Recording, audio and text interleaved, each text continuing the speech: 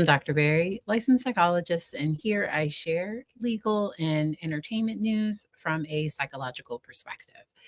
Sarah Boone had another court hearing yesterday. It was a status conference, and in that hearing, her attorney said that they are now claiming self defense. And when I heard this, I was like, we have to talk about it. I ended up with some extra time today. And so let's go, y'all. Good morning, Ritz. You were first in the chat from what I can see here in StreamYard. Good morning to everybody. I really appreciate you all being here. I have my full coverage of this case down in the description. So if you know nothing about this case, I have some other videos that I've went into a bit of a history. This case goes back. I also recently covered her interrogation. And in this hearing, her attorney is going to try to claim that one line in the Miranda rights was not read.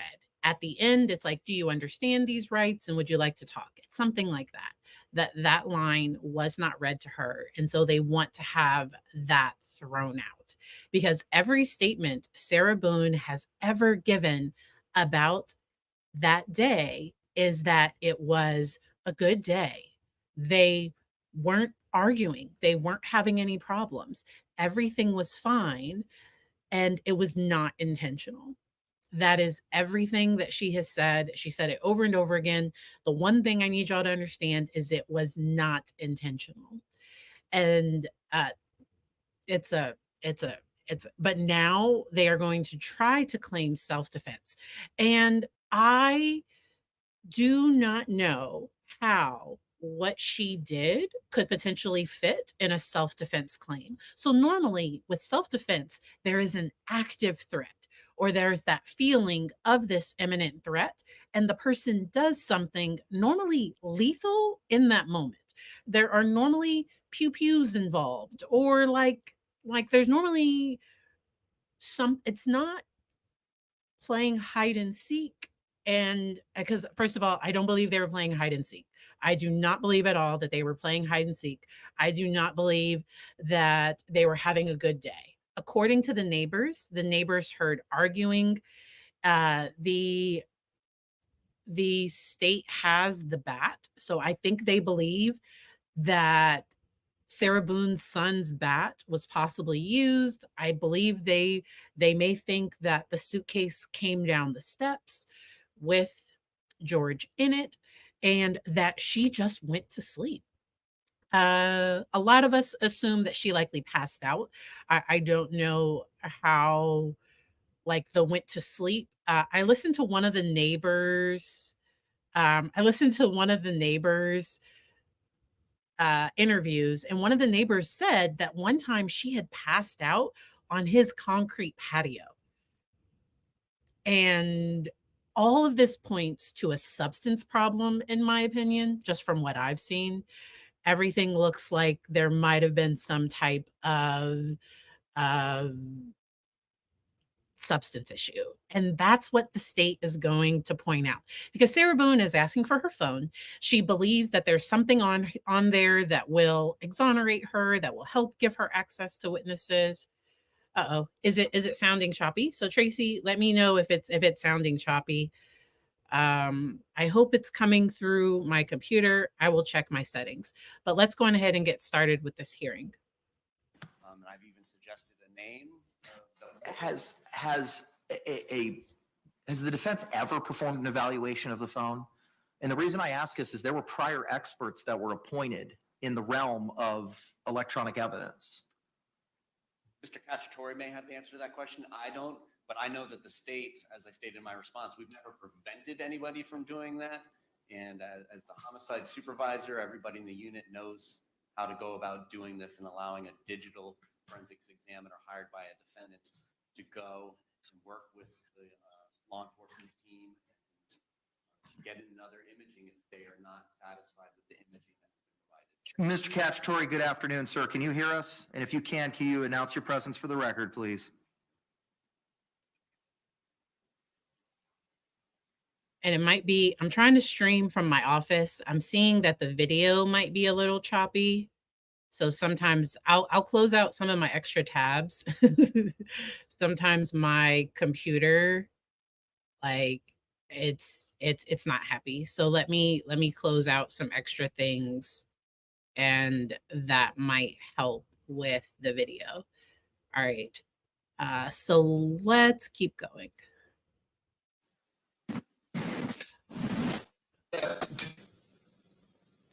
Yeah, the audio for the people that were appearing remotely was not great. So I'm going to skip through that part.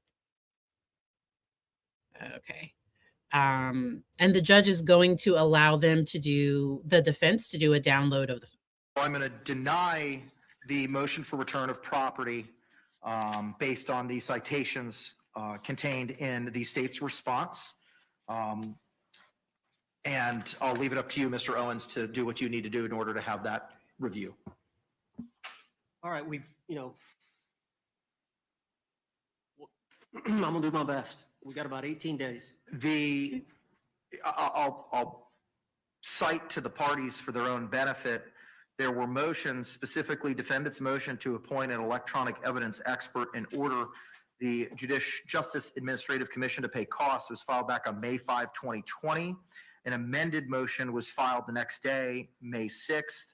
Both of those cite to or refer to John Sawicki, SAWICKI, electronic evidence expert. And there was a order entered back on August 3, 2020, appointing Mr. Sawicki as a forensic specialist. I have no idea if that order is still viable, but I'm just providing what the court file reflects in that regard. Lastly, that takes us to the notice of intent to rely on the defense of battered spouse syndrome. The original notice was filed September 6th. The state's original motion to strike was filed September 9. Just to interrupt, I also have this defendant's motion for enlargement of time to address as well. Yeah, I have that on my list, sir. Okay. Thank you. Thereafter, on the 15th, an amended notice of intent to rely on the defense of battered spouse syndrome was filed. On September 13th, the defense's response to the state's motion to strike defendant's notice of intent to rely on the defense of battered spouse syndrome was filed. And then I think it was this afternoon. Earlier today, the state's motion to strike defendant's amended notice of intent to rely on the defense of battered spouse syndrome was filed. The court has reviewed those and all of the citations contained therein. Mr. Owens, you may proceed, sir. Judge, I wanted to start my argument, and then Mr. Henderson, who is on the screen, is going to respond to the state's pleading that they filed this afternoon. Mr. J, you have any problem with that? I know there's a rule in the circuit about one witness per one attorney. I don't know what the administrative rule says about arguments. I leave it to the discretion of the court. Okay. He's arguing that one motion that they filed this afternoon that I've been working on these. He was working on that motion, so it's a separate motion. The motion to strike. The last motion whatever motion they filed today, Mr. Henderson, Tony Henderson here in the screen wants to respond to that. Okay. I'm going to respond to the ones that were filed prior to today. All right. I'll allow it. All right. Go ahead, sir. Judge, as you know, I filed my notice of appearance on August the 30th, I think 38 days prior to trial, knowing that the court had already made a ruling that you would not grant a continuance unless there was some type of exceptional circumstance. So I did laugh because he filed is it extension of time? Y'all tell me in the chat. Expanded time. He wants the judge to expand time. He didn't ask for like a continuance, but he asked the judge to expand time. Owens is very creative, and he is doing his best to fight for his client. Enlarge time. Thank you. Thank you. Thank you, Olive Oil. He filed a motion to not judge. I'm not asking for a continuance. I'm asking for you to enlarge time. Oh my gosh. Oh my. And he probably didn't even have to say it that way. He probably just could have asked, Judge, can we get an extension on these deadlines? Because, you know, we weren't involved back when these deadlines were reached. And I think the judge would have done it. Like he was just asking to extend the deadline. But I got a kick out of the enlargement of time. And Sarah Boone hiring or retaining or Okay, I'm gonna have to do him at 1.25 speed. I'll slow down because the judge is gonna go in for real. At some like the judge is gonna have some points later that I'll have to slow it down for. somebody pro bono coming on the case and representing her did not constitute exceptional circumstance. Correct. And so, as you know, we had the hearing after I'd filed the notice on August 30th. We had the hearing on September 3rd on my motion to continue. The court denied it. Yeah. At that time, I explained to the court that I believed after my meetings, I think I'd had 4 with Ms. Boone, that she met the criteria for battered woman syndrome, but that I needed an expert. And we were vetting several experts at the time, 4 or 5 that we were vetting, and we needed more time to essentially pick somebody to go out and do an evaluation and assessment of Ms. Boone to determine whether or not they would give an opinion that she suffered from that. Because, and I understand that, the court denied our motion, so that left us with, we still had to give notice to the state attorney 30 days prior to trial of October 7, which I believe was going to be September 7. I'm going to interrupt him. So the state filed a motion for her to sit with their expert. I do not believe that assessment has happened yet. The state has an expert identified. I do not believe that evaluation has happened yet. They have the deposition of the defense expert on October 3rd. Welcome to everybody joining. Which fell on a weekend, which was that Saturday, I believe. So we got out of the hearing. I think the hearing was on a Tuesday. Okay. We had 4 or 5 days to file this notice, to timely file the notice.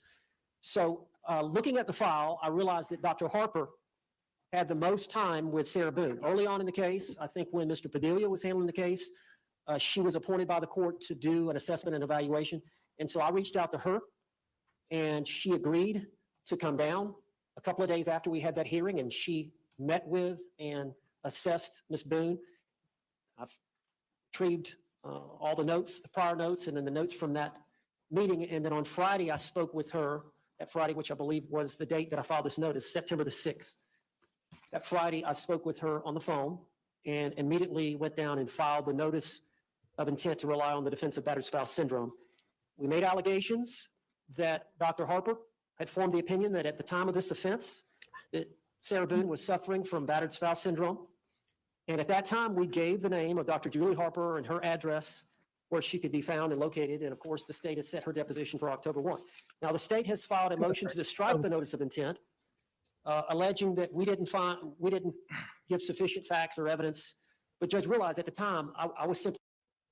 I love y'all's questions. And so Dr. Harper was hired in August 2020. So when they were proceeding to trial with Padilla, Padilla never submitted self-defense, because I think at that time, Sarah was probably still saying it was not intentional.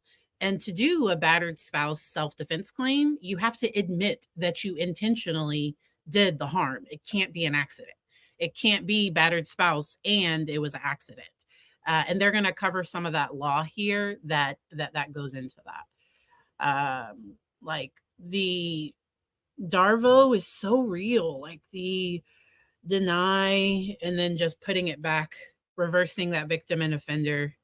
It really is real. Just from my perspective, my heart goes out to the family. I do think we're going to have a conclusion soon. I think the judge extended the trial to 3 weeks as well, just in case. Owens thought they'd be able to pick a jury in 1 day, and there is a potential that some potential jurors have been exposed to the case, and so it could take longer than a day for that. And then going ahead and smash that like button if you are enjoying this content. It helps the trying to get algorithm. it filed because the last day was the next day, Saturday. And of course, I had just gotten discovery. Just credit, we have not finished reviewing all the discovery in this case. Okay. I pretty much shut my law practice down to try to do it. I've gotten my staff and we're trying diligently to go through all the discovery. At the same time, we realize that we've got to establish corroboration of the battered spouse syndrome from eyewitnesses, from medical records, from potentially neighbors, court records, her phone and the information on her phone. So we're diligently trying, number one, to review all the discovery, which still has not been done. At the same time, trying to locate additional evidence that we could utilize in helping to establish the battered spouse syndrome. In addition, the state attorney yesterday filed a notice that they're amending their discovery, and all the jail phone calls, or I think they have the ability not only to call, but they have a tablet and they can text back and forth with third parties. Wait a minute. Wait, what has Sarah been saying? Because we don't know. I missed that. When I watched this the first time, I missed the fact that the state wants to include her jail phone call. Like they want access to that. Ooh, we will see what happens with that. Freudian slip and fall over. Like Freudian slip and fall over. I agree. Like so Owens decided to take on the case, but I think he thought the judge would give an extension. Like I think he thought, I know what the judge said. There's no way, this close to trial that the judge would not give an extension. And Judge Kranek was like, I put it in my order. When you came on the case, you knew. And Owens took days to actually officially take the case. And also Sarah doesn't have access to her laptop anymore, which made her a little upset. If y'all don't follow Tanika's 2 cents, she covered that in one of her videos. That they have disclosed that they have, I guess, 4.5 years worth of communications between Sarah Boone and parties on the outside, and that some of that may be relevant to the case. It might be. And we were advised that when I got in town that I was to bring a CD, and I did this morning. I went to the state attorney's office and spoke with the secretary and explained to her that here's my CD. I'll wait. It wasn't a CD. I thought it was a USB drive. USB drive is not a CD, is not a disc. Like a USB drive is different because you have to have the ability to write on a CD. Like if you actually bought a disc, like you have to, I thought they told him to bring a USB drive. I could be wrong. And I was willing to wait in the lobby to get this additional discovery when we have 19 days for trial. She told me that there was quite a bit of it, that she would try to get it to me after the hearing, or by the time of the hearing. So they can do it. Okay, I left the CD. I told her she had my number. She could text me. I was staying at the Hilton across the street from the courthouse. As soon as she had it, I wanted it as soon as possible. A short time later, they have started, I guess, going through that material, and now they're sending discovery through email. I assume instead of the CD, they're going to do it that way. But we are receiving it. But just the volume of discovery that we have. And he now has Sarah Boone's laptop and all the discovery she had. He has everything he needs. And my non-lawyer just hoping for this to one day be over in my mind. To begin with, we haven't gone through the evidence we're trying to gather to corroborate our defense, and then additional discovery that we were noticed about yesterday. I didn't have time. I knew this had to be filed. I had one more day. As soon as Dr. Harper told me on that Friday, I knew I had until Saturday. I filed it. The state knew. They've had it 4.5 years. They prosecuted the victim in this case, George Torres, at least 3 times. I think there's more like 4 or 5 times. But they opened up a file. They prosecuted him here in this county for battery. Okay. And violating the conditions of bond relating to staying away from Sarah Boone. But battery on Sarah Boone. They, if anybody, was well aware that there was a potential problem with the habitual nature in which Mr. Torres beat on my client. In addition, my client expressed in the interrogation, which I know the court hasn't seen, please look at the videotape. Please look at my phone. Please look at the videotapes. Please look at the photographs. I need my phone to show you. He comes at me. But that wouldn't have explained her explanation that they were having a good day. They were playing hide and seek. he's in the suitcase asking to get out and why she didn't let him out. Like, that's not self-defense in my non-lawyer opinion. I'm not a lawyer. Ignored. They've had all this evidence. They had to be on notice that this was a potential issue. And the reason being is all the lawyers that have been through this have appointed different forensic psychologists to assess her. The prosecutor that's not here today, that was here on September 3rd, when I mentioned the problems that we were going to have, getting an expert this quickly to form an opinion, said, oh no, Judge, we're not prejudiced. We've already got an expert. We intend to rebut any said opinion by an expert that she suffers from a battered spouse. We're ready to go. We've got our expert. Such that they said, we don't even need a continuance. If in fact he finds somebody and they file something, a notice of intent to rely on battered women syndrome within the time limits, we're ready to go. We don't need to continue it. We'll have our expert. And as you know, they're requesting that their expert now be allowed to go to the Orange County Jail and assess Ms. Boone, which they have every right to do. Yes. Since we had filed this notice. But they indicated they would not be prejudiced. They indicated they were on notice. They didn't think it was going to happen 4.5 years, but it did. They knew all the prior abuse that Sarah Boone suffered at the hands of Mr. Torres. I did the best I could, Judge. I filed it. I felt like I had to have an expert. I explained in general terms that she was psychologically and physically abused by Mr. Torres repeatedly over a period of time that led to this event. They filed their objections, which we believe is misplaced. The court, as you know, by that ruled.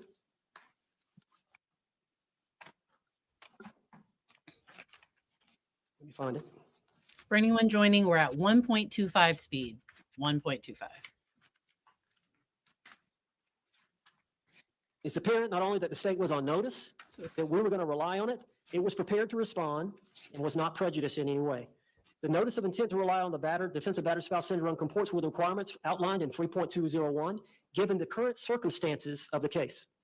And as you know from that rule, it says the notice shall contain a statement of particulars showing the nature of the defense the defendant expects to prove and the names and addresses of the witnesses by whom the defendant expects to show battered spouse syndrome, insofar as possible. Insofar as possible. I did the best I could, Judge. In addition, as soon as we started going through the discovery and gathering information about the prior events, the prior arrest of Mr. Torres, the prior prosecutions of Mr. Torres, we immediately amended the notice on September the 15th of intent to rely on the defense of battered spouse. And again, listed as many witnesses as we could based on the. So all of these words are to explain why there aren't more particulars in his write-up of what exactly his expert is going to say. Because when you file battered spouse, you have to include a statement of particulars. That's my understanding from watching The Lawyer You Know and all the lawyers that cover this case. And his filing lacked more details, which was what the state was asking for.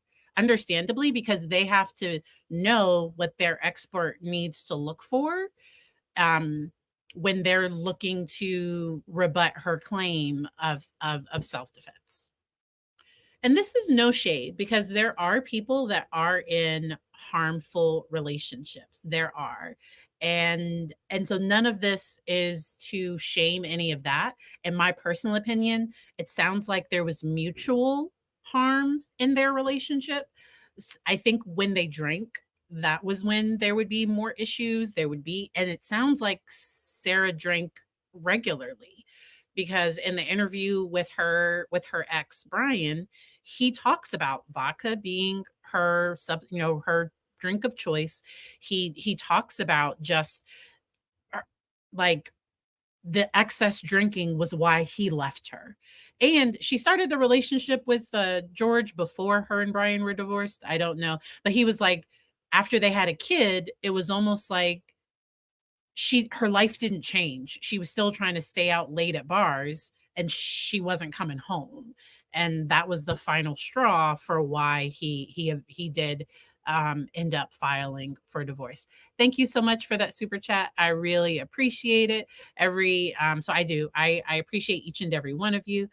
We're going to try to get through this. Good faith belief that we had that corroborated either by witness testimony or physical evidence, photographs, videotapes, medical record, whatever we could find that would corroborate our defense. In addition, we've listed the ex-husband, Brian Boone, and the last paragraph, paragraph 14 says the defendant's investigation of evidence to support the defense of battered women syndrome is ongoing.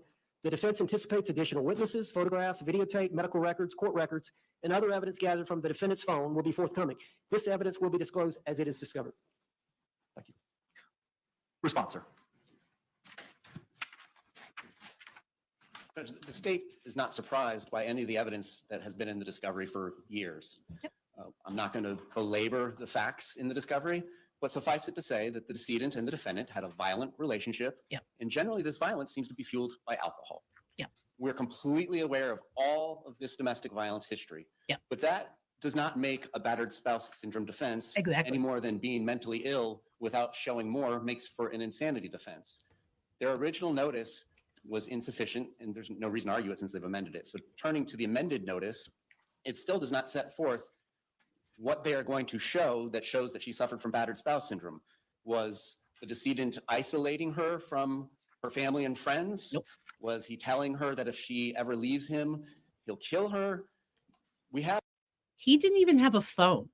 She used his phone to call. And for the individual that wants the membership link, I will put that in the chat, and just give me just a moment and I'll put that in the chat. Thank you so much. Have these instances of violence between the two of them.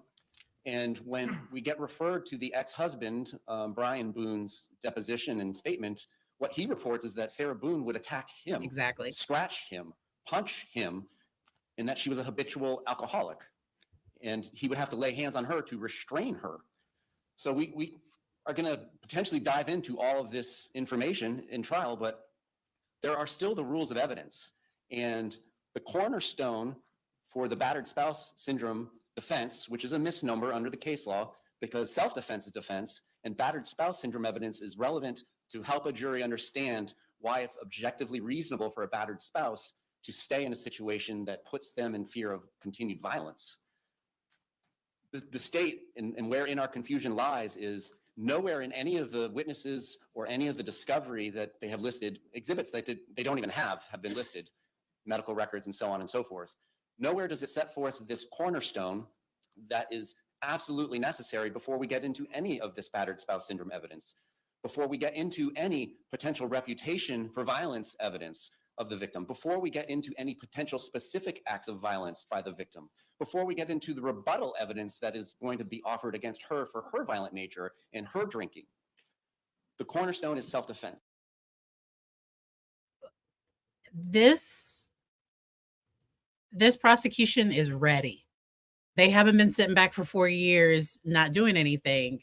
And I think that's why her prior attorneys did not go for a self-defense claim, because the ex they want to call, he's going to talk about how she was aggressive towards him when she was drinking. And that completely goes against a self-defense claim. And how I think the neighbors are going to talk about that she was, she could be belligerent, and all of those things are just such a problem. So check out Truth Revealed when you have time. A retired CIA assessment analyst and interrogator believes that she has, and I've also said that she has some cluster B personality traits, and I could definitely see that. Thank you, aka Cat Lady, and welcome, Catsy. Welcome to the membership. There was a recent members only live where we talked about Pam Hupp, and I was able to edit out my kiddo when he came on the screen. Special kid. All right, let's keep going. Her statement to the police is not one of self-defense. It is one of accident. She repeatedly says there was no violence that day. Repeatedly. So that is where the state's position is, that their notice is deficient. It only sets forth that there has been violence between the two of them, and it's apparently exclusively alcohol related. But it doesn't go on to say this violence has caused her to suffer from the syndrome. And here's why.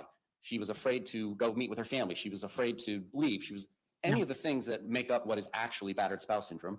And moreover, it doesn't set forth the self-defense claim, which is the cornerstone of this. None of this comes in without a claim of self-defense. And so that's in part why we filed our motion in limine with that response is the court can and should not allow any mention of battered spouse syndrome come in.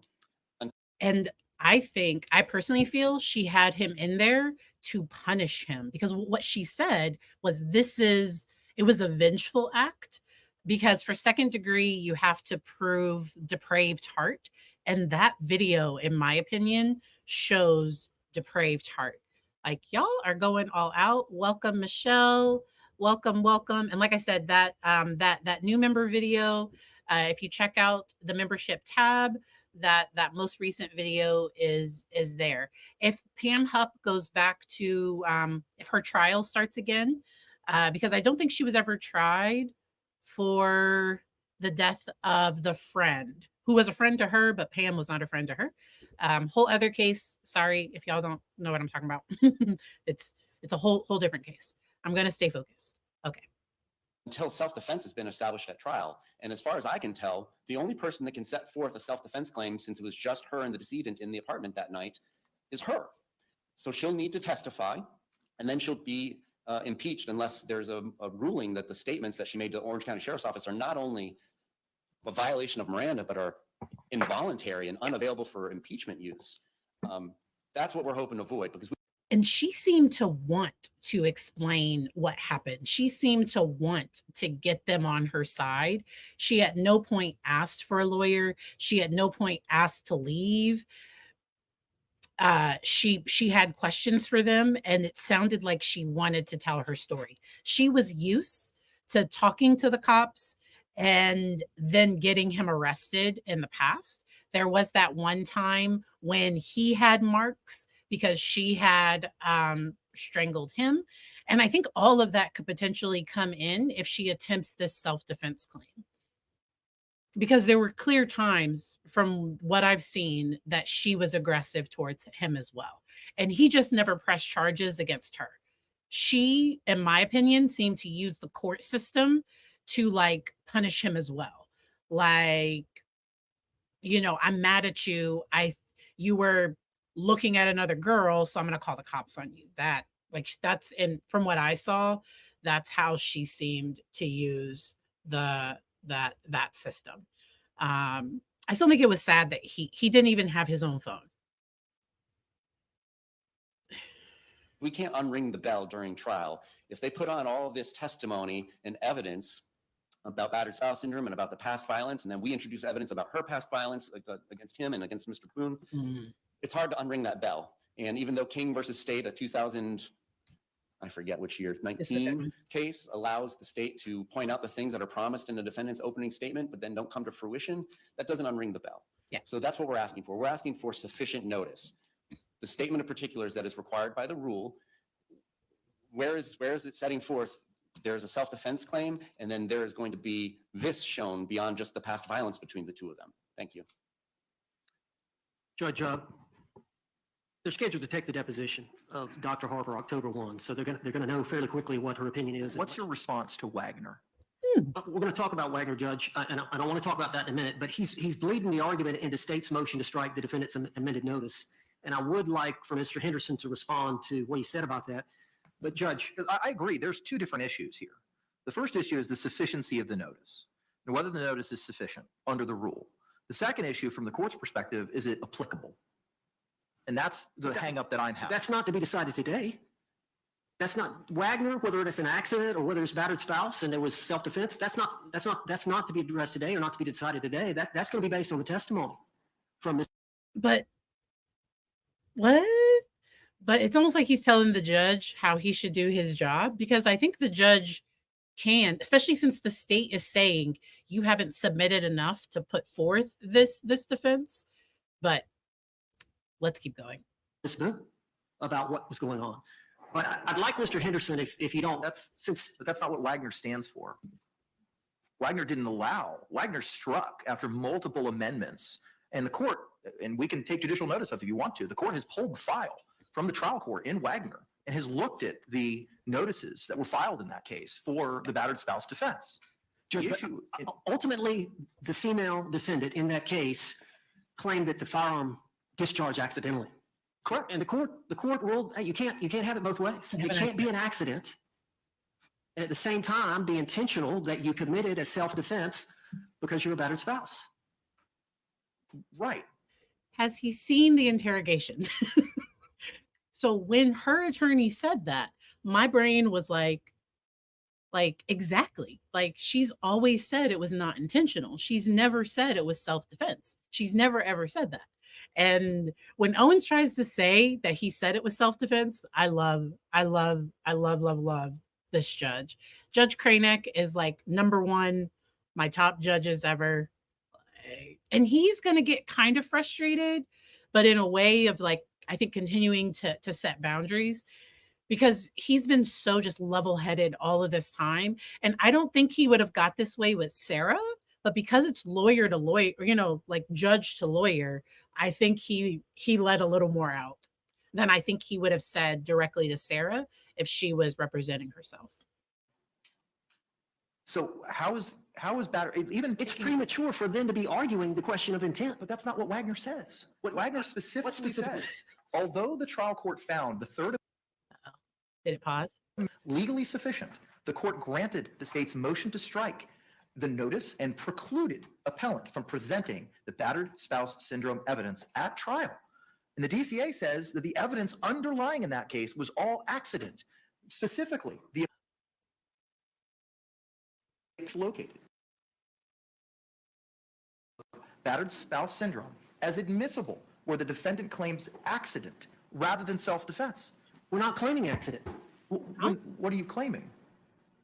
Self-defense. But every case that you cite, Medina, Hickman, its progeny, all pertain to some act by the accused. And that battered spouse is an excuse, a justification, an explanation for those actions. How is your purported defense applicable legally? That's the reason we asked for the statement of particulars, Judge, so we could find out exactly what they were claiming that she did, what overt act or what omission.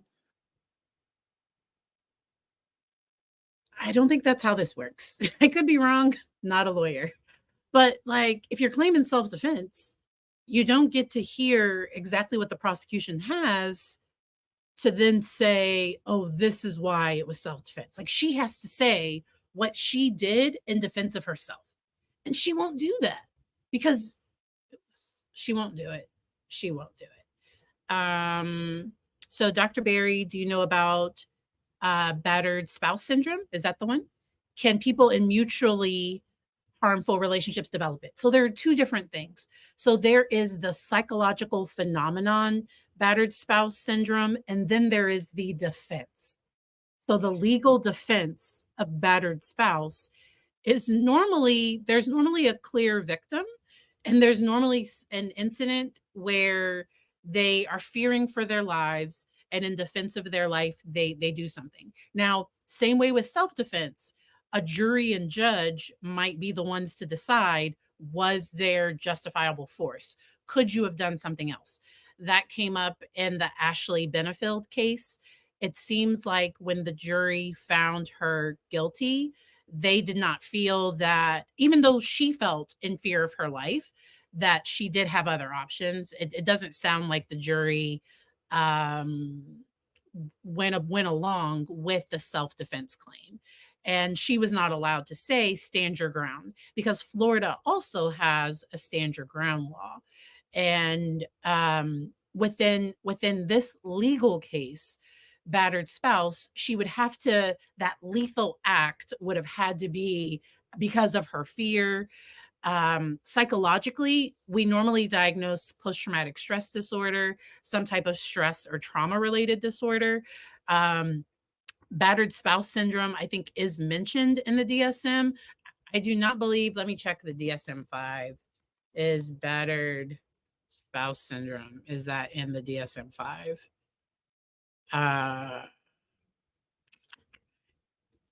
When there's mutual harm, that's where it's, because normally the individual that is the victim in that type of case, they're normally the ones that are not able to leave. They're normally the ones that have severe injuries. If it's mutual, I think it makes it more complex when it's mutual. There's some people that say if there's been physical harm in a relationship, then they would diagnose battered spouse. And it sounds like the expert that they've obtained, because Sarah is going to say that she was afraid of him. It doesn't sound like she was. It doesn't sound like, and she went to sleep. So when she went to sleep, did she know he was deceased? Like, none of this makes any sense. None of this makes any sense. Mhm. I don't know. I hope that's helpful. It doesn't make any sense. Make it make sense. The overt act, was it zipping him into the suitcase? But Was that the overt But act all of the that caused the but all death? of the battered spouse syndrome cases talk about a defensive issue, not meaning defense your side of the ledger issue. I mean an action in defense. Wagner fired the gun; it was accidental. Hickman fired a gun. There was an act that was done by the victim or by the defendant in those cases, Yeah. and battered spouse was used as an explanation for why it is that they did.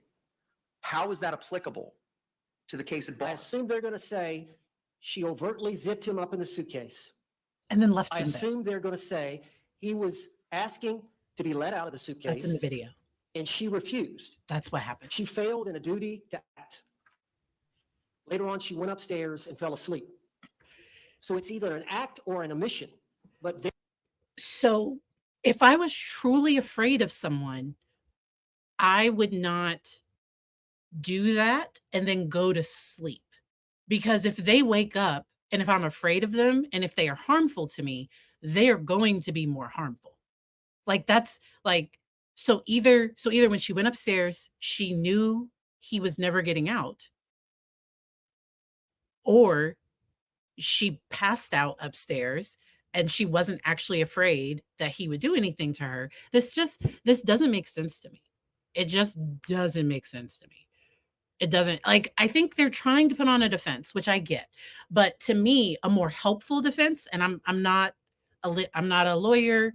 To me, a more helpful defense would be to try to get her down to manslaughter. To say she was drunk, she blacked out, she has no memory of what she said or did. She woke up the next morning, realized he was deceased, was so out of it, she didn't call 911. She called her ex. She called her ex. She was so frantic. She didn't know what to do. Like, she was just, and she's a raging out. Okay, I think so. If I was the lawyer, you would present, she has an alcohol problem, and like, you would just try to get it down to me. There was no depraved heart. She, ugh. But she's never talked about like loving him. I don't think, like, ugh. Their relationship was weird. Their relationship was weird. But I just can't. they're claiming an act or a series of acts led to the death of Mr. Torres, which they have alleged was directly caused by Sarah Boone's actions Or or inaction, non-actions.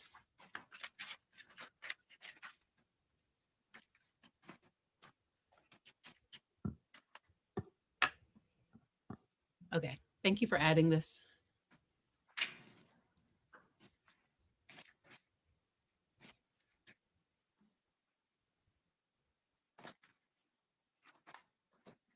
Hickman, the defendant, stabbed the victim to death. Mhm.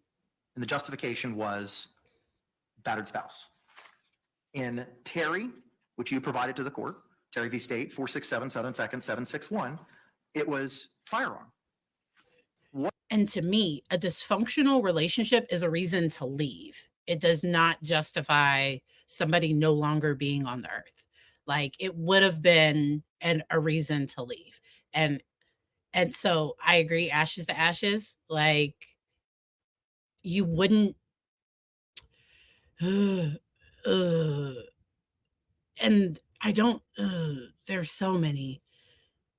Okay, prior acts don't matter. But I think if she's claiming self-defense, that's where I wonder if some of those other things can come up. I think the state might try, and we'll see what happens. We'll see what, because if she's claiming self-defense, because the state might try to rebut that with her past aggression towards him, but I don't know. We'll see. What's the Mechanism? What is it? They're the only ones that can answer that, Judge. That's why we asked for the I statement of don't understand that particulars. circular logic. And the reason I don't is because it's your defense. Okay. I'm assuming that they're claiming that she zipped him up in a suitcase against his will, would not let him out of the suitcase, and therefore he suffocated. So the act of zipping him up and then the non-action of not letting him out when he asked to be let out constituted the offense of second-degree murder. That's the only explanation that we can come up with based on the report, based on the evidence we have. But Judge, you remember Marsha Thompson, the Palm Beach County case? But there was a firearm. There was a She firearm. she discharged a firearm. Remember 9 Dr. times. Brandon said, on the issue of imminent threat, it is in the mind of the battered spouse But woman. right there's the words, imminent threat. That's correct. There was a threat. Now, I don't know all the cases. I don't know the facts and circumstances of that West Palm Beach case. I don't. I know snippets that you provided to me, but I haven't read any opinions on it. I don't know where it is on the DCA or appellate perspective, and trial court findings are not binding on another trial court. I mean, the case law is very, very clear on that. So yes, I've treated people involved in mutually harmful relationships, also women that were in harmful relationships, both emotionally, because I don't think we talk about emotional harm enough, and also financial harm. And I've also worked with people that have been in relationships that just were not safe. Yes. So I have. And um and in those situations where it is in any of those situations, I always encourage people, because sometimes leaving can be hard. There can be this attachment, this connection that they have with the person. And for some people, it's financial. Financially, they aren't in a place to leave. And so that's where we talk about safety. I give them resources, and we kind of talk things out that way. And so I don't say all these things. That video is very troubling to me. Okay. So the video where she is saying, "This is for all the things you've done to me," that I don't think any person deserves that. So if in my relationship, if my relationship wasn't safe, I would, and everybody does something different. And that's where, but she's on trial and that's where it's going to be up to a jury of, if they do get to present a battered spouse defense, they'll be able to do that. Can a claim of self-defense be supported by a psychological evaluation, like her background in trauma? So self-defense, but she would have to say, so Sarah's never said what really happened. So, because what she said was we were having a good day. Everything was fine. We were playing hide and seek. We weren't drinking that much, but there are 2 bottles of wine that are in the trash that were just purchased that day. And then eventually she admits, okay, yeah, maybe I did drink, but I can't get drunk. She's gonna have to say something that makes sense to a jury. And I don't know what she said to the expert, because just because a person is a battered spouse, it doesn't mean that it's self-defense in that moment. It doesn't but I'm not a lawyer. I've clearly said that. Normally in self-defense cases, you normally see something that's more lethal, more immediately lethal than what happened in this case. Judge, the state doesn't know what happened the 2 minutes prior, or the minutes leading up to, the time leading up to the 2-minute video. The state doesn't know what happened after the 2-minute video. Only Sarah Boone can testify to that. Yeah. That's for her to Appellant? testify to. Florida, the appellant has not cited, nor is our research located, any Florida case holding that evidence of battered spouse syndrome is admissible where the defendant claims accident rather than self-defense. Who claims accident? Are you claiming self-defense? Yes. Well, that's the first time that I've heard that. Judge, I just mentioned it a while ago. The word self-defense never came out of your mouth. Judge, Words that you believe that the state's position is, what you believe that they're going to try to establish, that we don't know what happened before and after that video. The word self-defense have never been uttered this afternoon. Judge, for the record, we're claiming self-defense. We're utilizing the battered spouse syndrome in conjunction with that defense. Okay, right. not accident, as they want to allege. Okay. Does your compatriot want to provide response further? Okay. Mr. Henderson, good afternoon, sir. Can you hear us? His audio was so bad. It was really bad. I'll try. It was really bad. I so he's gonna talk about that it's up to the jury to decide and self-defense. Trust me, the audio was just was really, really bad. It was really, really hard to hear him. All right. So then the state is gonna respond back. It sounds like we're largely on the same page.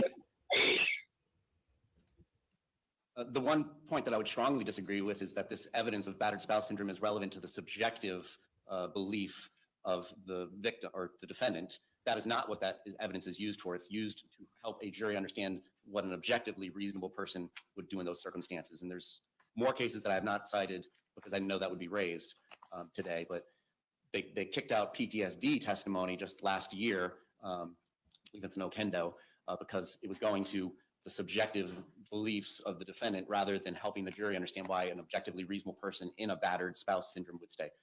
That notwithstanding, it appears we're on the same page, that the jury should not be hearing anything about battered spouse until the predicates are laid. And from the state's position, to help us prepare for trial, pleading should be sufficient. And it's still our position that the pleading was insufficient. The state is well aware of the past violence between the two of them, with her being the aggressor and the decedent being the aggressor. There's evidence of that all throughout the discovery. But what isn't present anywhere in the discovery and what left the state at a lapse in understanding this defense in particular was, did this violence cause her to suffer from battered spouse syndrome? And what is this evidence going to be?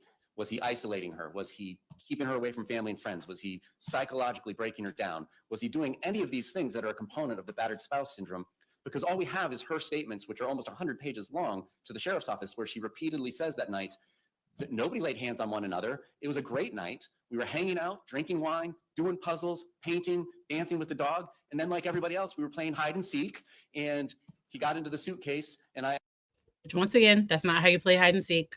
Like you don't zip somebody into a place to then try to like you know where they are. That's not I never believed the hide and seek thing. It always sounded like there was something more there, and she never said exactly what happened. I accidentally went to sleep. And then she's shown her video. But her statements are all that it's an accident and that there was never any claim of violence that day between the two of them. So that's where in the state's confusion lies.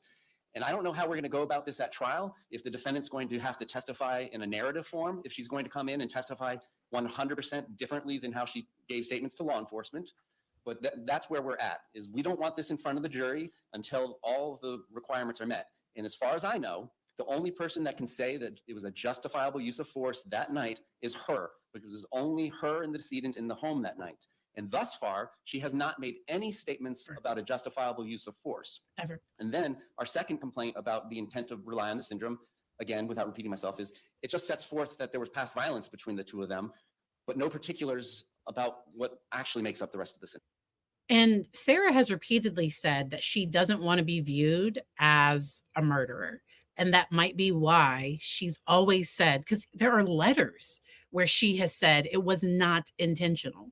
Like, and that's where she can get herself in trouble, because she submitted all of these letters to the court and she's always said this was not intentional, not intentional, not intentional. Now she might go back and say what she meant. What I don't know what she's going to try to say.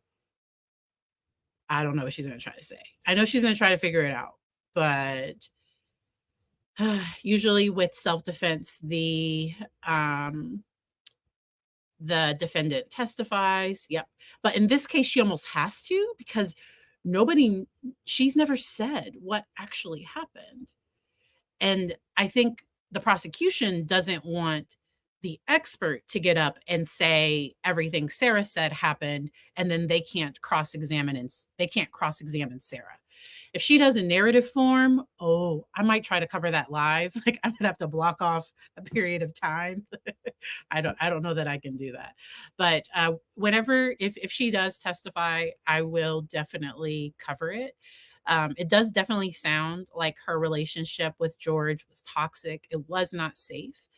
for either one of them. And somebody else mentioned earlier that one of the most dangerous times is when somebody attempts to leave. Well, what if he was the one that was attempting to leave her? We don't know. We don't know what happened. But I don't think, because he had just talked to his brother right before.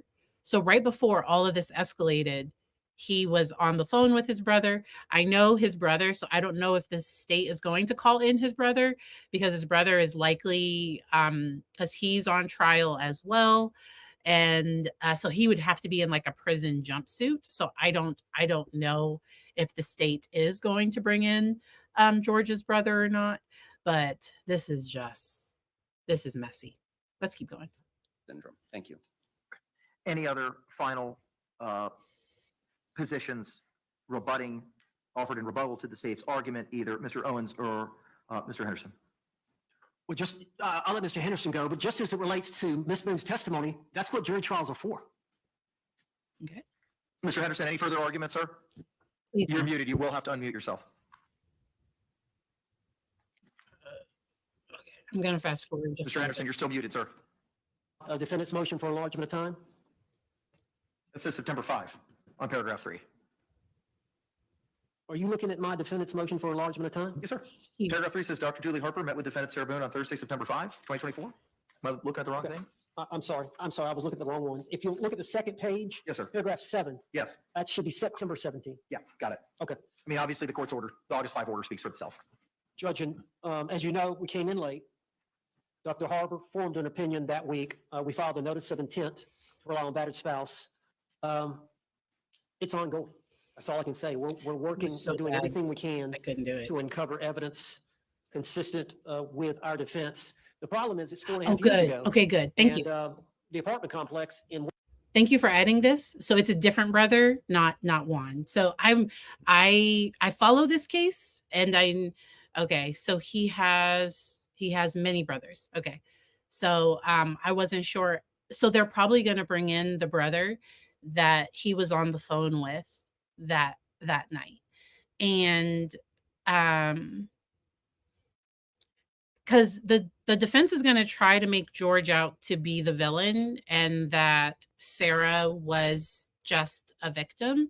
And I think it's more complicated than that. I think more than one thing can be true at the same time. And so I'm believing y'all in the chat. I don't know for sure. All right, and I don't think the prior CPS complaint is going to come up. I don't know if it will or not, where Sarah, supposedly, this is the allegation I've heard, that she posted a picture of her son in the suitcase and then they had to like check. And so I don't know what happened. Winter Park has changed hands. So we're trying to run down the employees. We're trying to run down the other tenants of the place. We're trying to run down medical records. That office manager is critical. We've taken her deposition, but we can't find her. Okay, I'm gonna skip this part. So they are gonna have to come back to the hearing to decide. They're gonna have to come back to decide about the self-defense thing. They scheduled another update hearing. Let me see if I can find that. I feel like it's next week. When is that? Did I put it on my calendar? I try to put Sarah Boone stuff on my calendar. I don't think I put it on my calendar, but I think they scheduled another hearing to talk about the other motions that they weren't able to cover today. Amending once jeopardy attaches to provide additional experts or any witnesses at that point in time. You're talking about jeopardy when the jury is sworn? Correct. On that Monday, October 7th? If we're lucky enough to get one on Monday. So Just so that you understand, I've ordered a couple hundred people for that week because I don't know how long jury selection is going to take. Thank you. I don't know what people know about this case. Thank you. Judge, So my intention is to run 50 people in the morning. So I'm just letting y'all full disclosure here, what my thoughts are. 50 people in the morning, get rid of language, get rid of cause. And if those persons who don't know anything about this case, I'm going to ask them to come back either Tuesday or Wednesday. And then we're going to run another 50 at 1:30. Get rid of our cause challenges, those who can't be here for 2 weeks, those who've just recently given birth, all the statutory cause reasons that they can't be here. I'm going to ask them to come back. And if we've got 40 people, 50 people at the end of Monday, we'll start Tuesday and we'll start whittling it down. And I can turn over when I'm done with my colloquy, my voir dire is about an hour and a half, 2 hours. and then I'll turn it over to the state and I'll turn it over to you and we can whittle it down from there. But if it takes us more time to get a sufficient panel because of the amount of time and other causes or preconceived notions about this case that can't be set aside, we may not be picking a final jury until Wednesday in this case. Is this set for 2 or 3 weeks? 2 weeks. 2 weeks. Now, it was originally set for 3 weeks.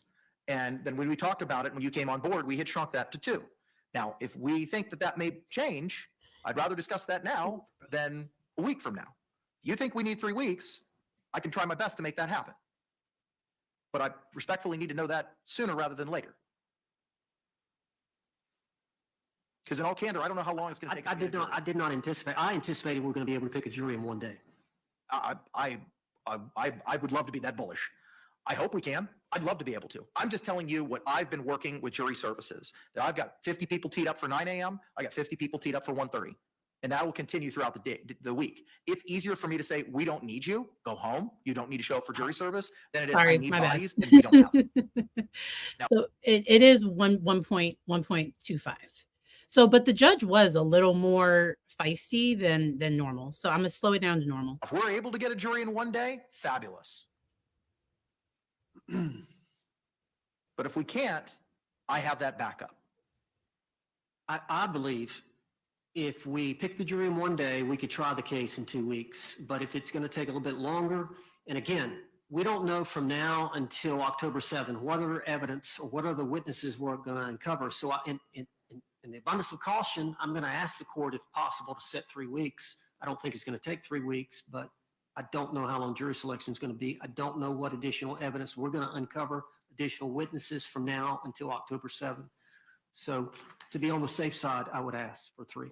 Okay. All right. I'll see what I There's some questions about battered spouse syndrome, and so I'm not sure if you came in at the part of the video where the attorneys were talking about that PTSD in and of itself can't be used. I'm not a lawyer, so you have to watch a lawyer to kind of break that part down. Sarah, so the battered spouse syndrome, it would be based on Sarah's report of things and her perception of things, because Sarah, I think, would also say that she's not difficult and that she, I think she blames other people for things a lot. I don't think she takes responsibility. When they tried to take the laptop away, she was like, does the judge know? Like, the judge is the only one that can do this. She gets a little entitled, in my personal opinion. And Owens is just doing his job as a passionate, like, as a, not in a bad aggressive, but he's just fighting for his client. And he doesn't want her writing letters. Okay. He does not want her writing letters to the court. He wants Sarah to feel that he is vigorously defending her. So I think he's doing that. Yeah. We'll see if there's anything left. can do there, and I'll have Anita report back to both of you. Okay. Judge, and the main reason, I think all these other lawyers, they didn't have an expert that had tendered that opinion about her spouse. We don't So know that. we started on this path on that I know. Friday when Dr. Harper called me and I filed the notice of intent to seek corroborative evidence, corroborative witnesses that she was battered. So that didn't really start until that day, which was September 6th. And that's why, and again, this was an event that occurred 4.5 years ago. Trying to locate witnesses, it's just taking time. I understand about the jury being sworn and we shouldn't be allowed to ask additional witnesses to come in. So I agree with the state on that. I agree with the court. But I would ask up until the time we pick the jury that we be allowed to amend reciprocal discovery and amend our notice of intent to add additional witnesses and additional evidence. Mr. J, any other further positions, sir? Let's see what the judge does. There just may come a point in time, Judge, if you don't set a deadline, that the state has to ask for continuance. The deadline is going to be for objections to the state's evidence, providing of a witness and exhibit list for the defense at trial case management next week, September 26th at 9 a.m., in addition to all the reasons that the court placed on the record on September 3rd during the motion to continue. My JA has advised that Mr. Lake has appeared virtually with regard to the motion to appoint clinical psychologist. Mr. Lake, can you hear me? And I think they're going to allow this. Like, I think they're just going to say that it was too much money. And I think so, because they want that Dr. Brandon. And I don't know if he's going to render an opinion that is on Sarah's side. So he did a court TV interview. I covered that in a prior video. I apologize. I don't remember exactly which one, but he I used kind language. I try to use kind language, but he kind of this would be one of the first times I think self-defense is being claimed with a slow, torturous type of murder. Like this, it doesn't feel like self-defense to me, but that's just how I feel. It'll be up to the jury. And I truly wish that jury all the best. And it'll be up to what the prosecution presents, what the defense presents, and we will see. Oh, I forgot about that. Yeah, they ask about Sarah and makeup at the end. Let's see if I can catch that part. Let me see. Okay, I'll keep it going. That this is not going to be nunc pro tunc because I've received nothing from you, Mr. Owens, that he's done any work yet. That's correct. Okay, so this will be effective as of today, the 17th of February. September. Yeah, is that not what I just said? I'm sorry if I did said a different date. I will take it under advisement the issues pertaining to the battered spouse syndrome and provide a written order. You had advised there were some other issues that you wanted to bring up, sir.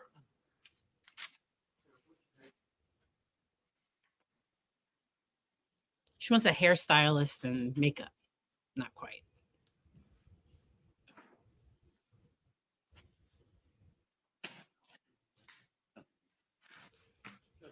This relates to the investigator, Billy Lane, who's working with the defense and his potential costs up to Artist, the trial. hairstylist. Are these being hand filed now? Mr. Lane handed them to me right before we came in, so I'm going to have to scan these in and file them. Okay. I wanted the court to be aware. If you want to address it at the September 26th case management conference, we can do it then. Let's do that. Just do me a favor if you could, sir. Once they're filed, just forward them to Ms. Barrios. Okay. So that I've got hard copies of them. All right, I'll do I'll that. give these back to you, sir. Judge, the other thing was, of course, we've got trial coming up quickly, and generally, when in a courtroom, I do opening statement, I maybe have some demonstrative Oh, yeah, he aids, wants to but move I'll around. walk around, and I understand here that we've got to be in front of a microphone. Is there any? Sarah Boone really has the perfect attorney for now. I think he's more comfortable when he moves around. The judge did enlarge time, gave him until September 26th, I believe. Yeah. The judge gave him until September 26th. Any way we can set up, maybe the defense can set up a system where we can wear a mic so that we can walk to some degree? I will have to check with court admin. All right. And then the other thing is, we would like Sarah to wear street clothes. So do I need to So, file something? I have, get in touch with the public defender's office. When Ms. Boone was representing herself, I had coordinated and communicated with the public defender's office multiple times in an attempt to obtain clothing.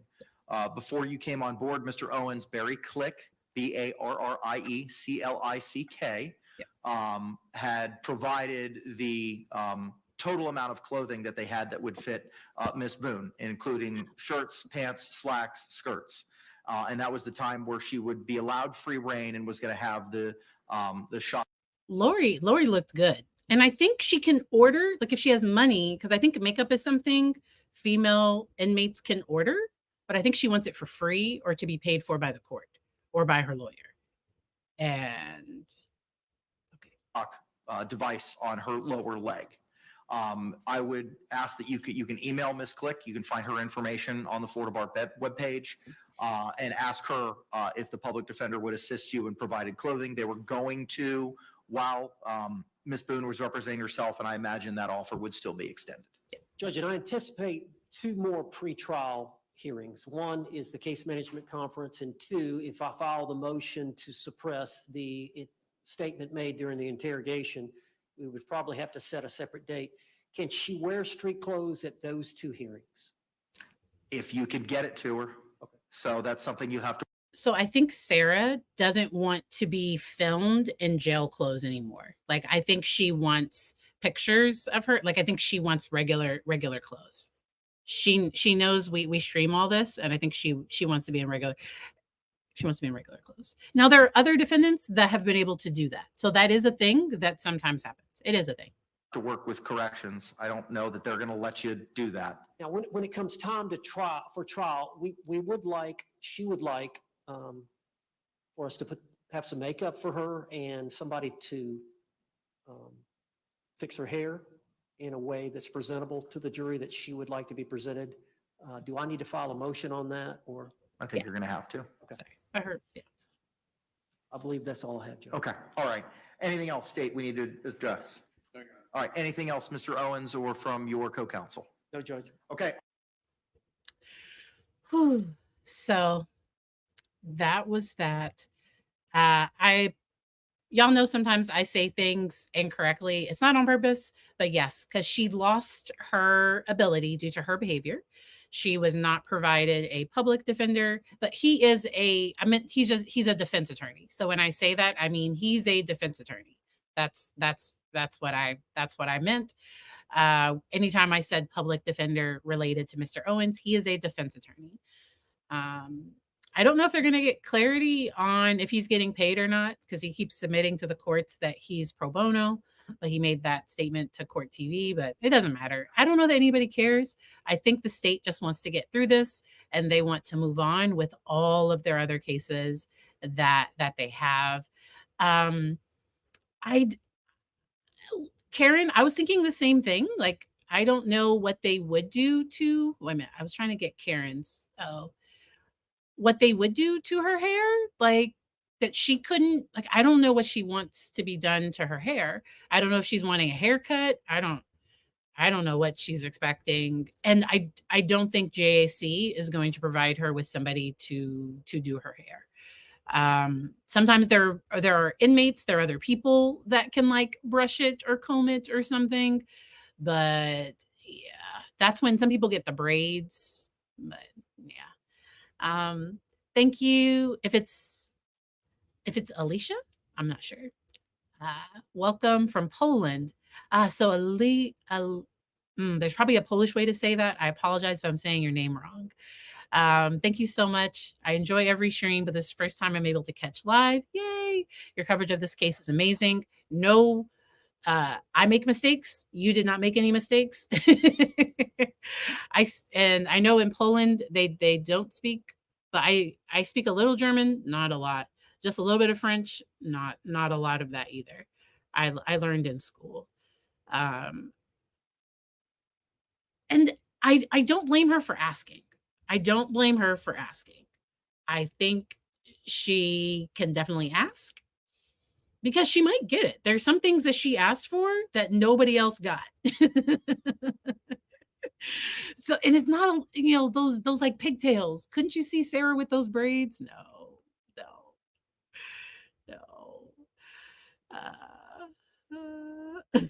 Extensions. All right. Thank you all for joining me. I truly appreciate each and every one of you. I am filming from my office. I will turn my background off because I just have like, and if you see this background anywhere else, this is like a StreamYard. It's something in StreamYard because I'm at my work office today. I'm not in my home studio, but I had an extra bit of time, and so I wanted to chat with you all. Tomorrow we will be covering the Carly Gregg case. So Carly Gregg is a horrific case out of Mississippi. She was 14 years old at the time, but she is 15 years old being charged as an adult. The prosecution and defense both gave their closing arguments today, and I have some thoughts about the experts. So there were psychological experts that gave testimony, and there were things that I agreed with, things that I was like, I'm not so sure about that. I could see why each expert kind of had their perspective, and we are going to talk about that tomorrow. Um, and I took notes during the closings because some of it was just very, very strange. This case is currently on verdict watch.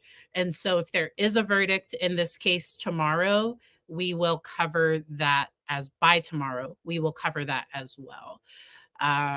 The jury, I'm told, I don't think they can go home until they have a verdict. Is that what I was told? I saw that somewhere because I think they're expected to maybe try to have a late night tonight. And then they might have to, I don't know if they have to come back over the weekend or if they would come back on Monday. Every jurisdiction and state does it different. Did I miss a question? So let me know if y'all have any questions. I will give us just a minute because I saw that maybe Matthew had a question. Did I miss something? I can't see the question. The chat goes so fast. That is a good question. I'm not a lawyer. That would be a great question for the lawyer because he's an attorney down in Florida. He would probably know. I am not sure if she would be present for jury selection. I'm not sure. All right.